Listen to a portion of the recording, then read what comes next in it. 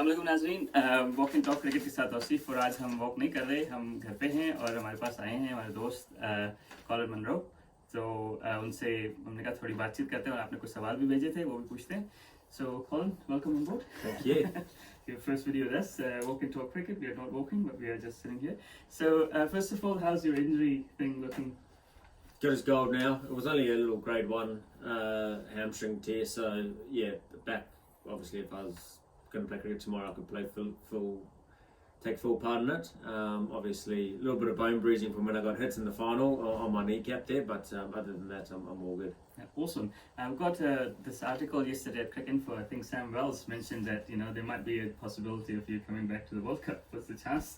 Yeah, well, I'm available. I told New Zealand Cricket I'm available.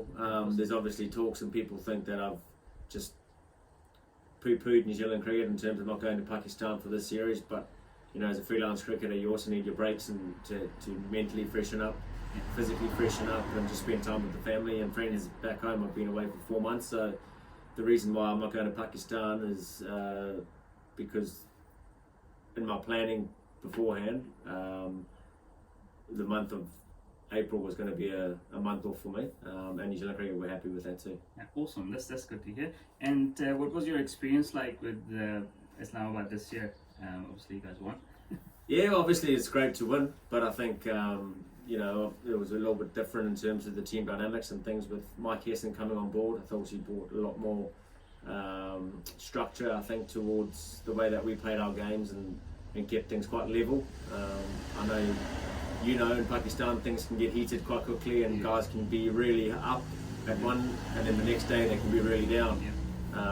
So just keeping the emotions in check was really good, and I think the way that they brought in players and try to give everybody a fair crack. We didn't chop and change teams too much, and I think that boded well and made us obviously champions at the end of the tournament. No, that's cool. So I mean, in terms of your experience, obviously you spent 4 weeks there. Yeah, about 4 weeks. 4 weeks. So if one thing you would like to change or improve in current PSL setup, what would you wish that could have happened? No security. The cricket side of things is great, and meeting fans is awesome. I always say go to Pakistan or India and those places as a New Zealand cricketer is always good to go to, because we just play cricket here and maybe some people will see you here and there, but cricket's a religion there, and you sort of worship there, so it's actually quite nice to just talk cricket and with the general public. But yeah, open up the security a little bit so that we can actually go and see what Pakistan has to offer. Okay, cool. And obviously it was Ramadan towards the end of the PSL. So what was it like for you? Obviously experiencing Ramadan, was it the first time you were at the place where it was being observed? Yes, it was okay for me because I could still get my room service and things. But I take my hat off to the boys that do that all the time. It's obviously tough, but the games were pushed back to 9 o'clock starts, so the boys could break fast and have something to eat at least before the game. But yeah, we had one training during Ramadan just before the finals, and it wasn't very, very warm in Karachi, but still, I was sitting there, I was injured walking around the boundary, and even then I got a bit thirsty, went and had some water, and I couldn't even think about the guys that have bowled 3 or 4 overs or 5 overs as well, not having any water. So yeah, but I did enjoy the feast that when they broke fast, and then later on in the nights too. And what was your favorite food item during Ramadan over there? Oh, it's just simple. The samosas. I think it's the veggie pakora too. Just to break fast, and then whatever came. We'll be playing, tennis, soccer, and handball and all that on the tennis courts late at night at 11 o'clock, and then you'll get something delivered from somewhere or whatever, and guys will just go out and smash it. So awesome. Yeah, it's good. Okay, so coming back to the PSL now again, the actual game. So who was the quickest bowler you faced? It might not be on the radar, but who you felt would hit the bat hard? Yeah, I think this year the wickets weren't conducive to really super fast bowling. I think back in a couple of years ago, even last year, the wickets flew through. They were nice and flat, which was good even contest. I think this year was probably a bit more of an even contest when you saw the scores compared. Even in Pindi, last year was 250. This year was sort of 170, 180, and that was a good score. But I thought Muhammad Ali, especially in Multan, I think he took 12 wickets there, and 6 wickets everywhere else. So definitely a bowler's wicket. But he seemed to bowl at pace, seemed the ball, swung the ball, and in Multan it felt like it was 10 k's faster. Very cool. And who did you find the hardest to score runs against? I always find Zaman Khan really hard. Not just because of his action, I faced him a fair bit, but he's got a really good bouncer. Always goes on the toes, left-handers, trying to bring it back, and he's got a really good slow ball, something that I think if I was in his team I'd tell him to bowl a lot more. I don't think he bowls a slow ball enough. It's very dangerous, and I think that could take him to another level if he executes that. It's hard to get under him? Hard to get under him. I think when you talk to right-handed opening batters that I've faced with, they like to face him because he offers a little bit of width. Stay legs out of the ball and use your hands. And for a left-hander, sort of like Malanga coming in the whole time and always going to get you in front. Yeah, very cool. And obviously Islamabad won. So Shadab Khan, obviously he was captain last year as well. Yeah, Shadab's been captain for a few years now. Yeah, a few years. Yeah. So how did you find his evolution as a captain, like coming to this year? To be honest, I don't think he's changed a lot. Okay. He's always been nice and calm. Like I said, some guys in Pakistan anyway though, but when cricket's going really well, he's up here, and then when cricket's not going too well, he's down here. But with Shadab, he's level-headed, especially for such a young guy, especially when I first met him, even playing for Trinidad when he was 19 or 20, I think. Whether he bowled well or not, he's always got the saying, he always comes to me and he goes, even if I'm under pressure, and he just says, mate, go out there, remember the process, trust the process, do the plan, and inshallah it'll come off. Very cool. Very cool. And just another one with back end, obviously, who is the best finisher? Do you think was the best finisher for all the teams? These last 4 overs, who do you bank to score like 60 runs? I think Iftikhar this year really was, and I think they used him quite well. One game he probably came in too late. The final. Number 8. That was probably, but Ifti, I think, playing with them too. If he goes in with too many balls, I just don't think he knows what tempo to bat at. Okay. And I might be wrong, but I think that's where I see him going to another level. Is that if he knows he's got 8 overs to bat, he's going to face 24 balls only to get 40 to 50, and try and break it down like that rather than just I'm going to noodle it around until the last. He's kind of a block and bash guy, eh? Exactly. Yeah. So when he comes in with 3 or 4 overs to go and he just bashes, you can see what he does. His strike rate was through the roof this year. No, very cool. And out of the whole lot in Pakistan PSL this year, who do you think, who hasn't made name at international level, but who do you think could be a future superstar out of the lot? Well, he's obviously played for Pakistan and he's played a bit around the world, but Saeem Ayub as well. He's going to be a rock star. I think he is unbelievable. He's shown that he can even bowl with a new ball. A little bit of magic there. But guys that haven't played for Pakistan, the 2 Shah boys, I think they're going to be good. Okay. Benain and Ubaid. Ubaid only played one game, I think, at the start for us. But seeing him at training, he wasn't a net that I wanted to go into too often. He's sharp, swings the ball, athletic in the field. Ubaid's the same. I know he dropped a couple of catches for us in the back end of the tournament, but he's, and they can both sort of like Nassim as well. Can hit a long ball too. So very dangerous down the order as well. Cool. And PSL in Pakistan or UAE? UAE only because of the security. Okay. So playing wise, Playing wise, PSL. In Pakistan? In Pakistan for sure. Okay. In Pakistan, I enjoy the wickets there better to bat on, to play cricket in front of big. In the UAE, you don't get the big crowds.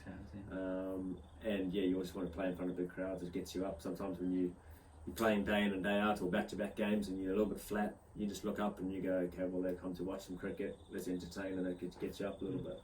Who was the best spinner in your who played against this PSL?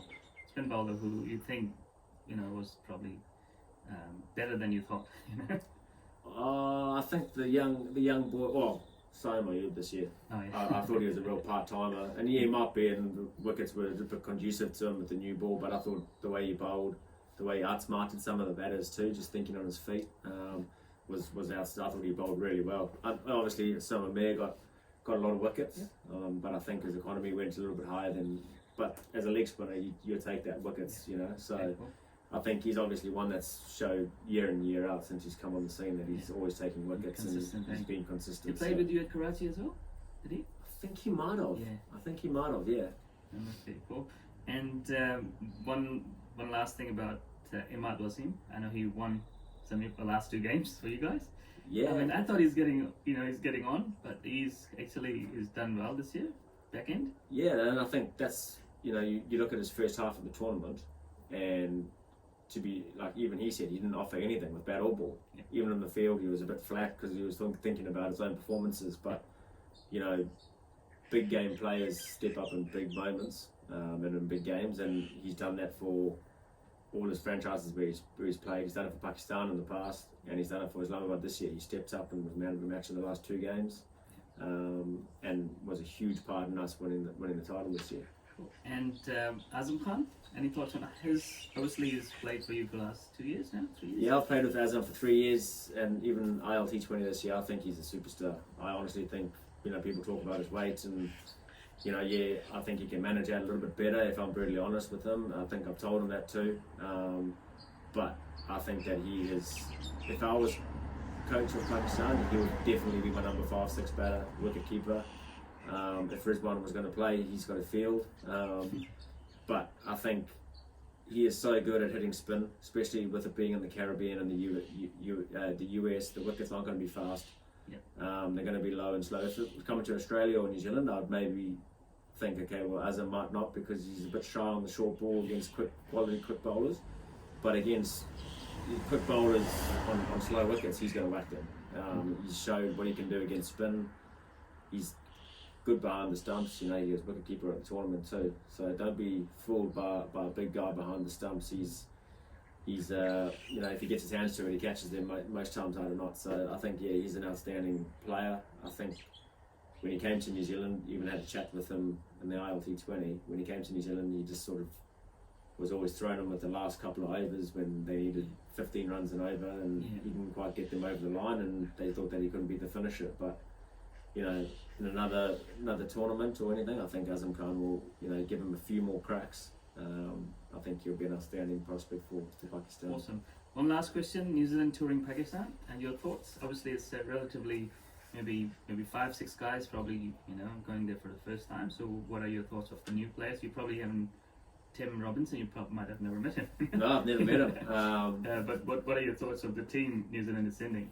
Well, it's exciting for those boys that have been selected. I think every time you get selected for the Black Caps, whether it's your first time or whether it's your last tour, whatever it may be, it's exciting, and I think those boys will be excited to tour a place like Pakistan. To be honest, the wickets I think will bring the 2 teams together.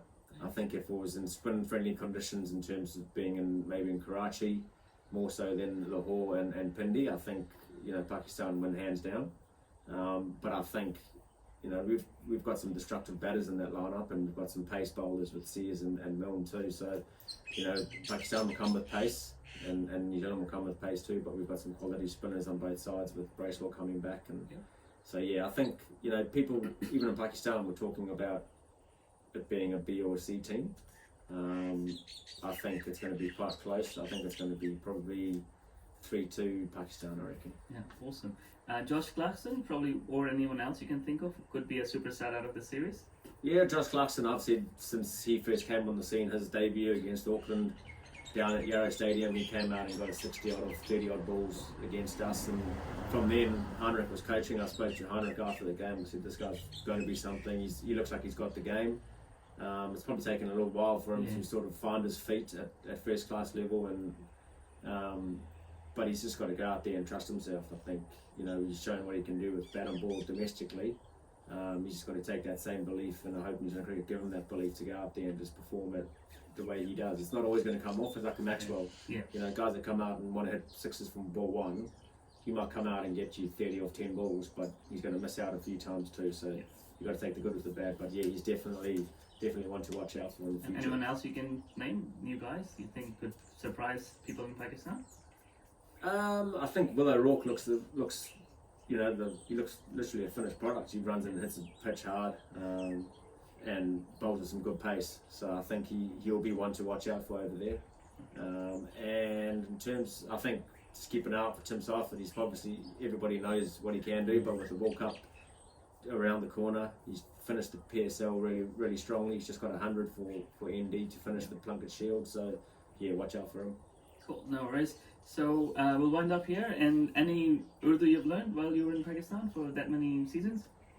No, not really. I've got some bad words I can't say, but I've also got, just salam, kaise ho, or, chalo milta hai. I'm out.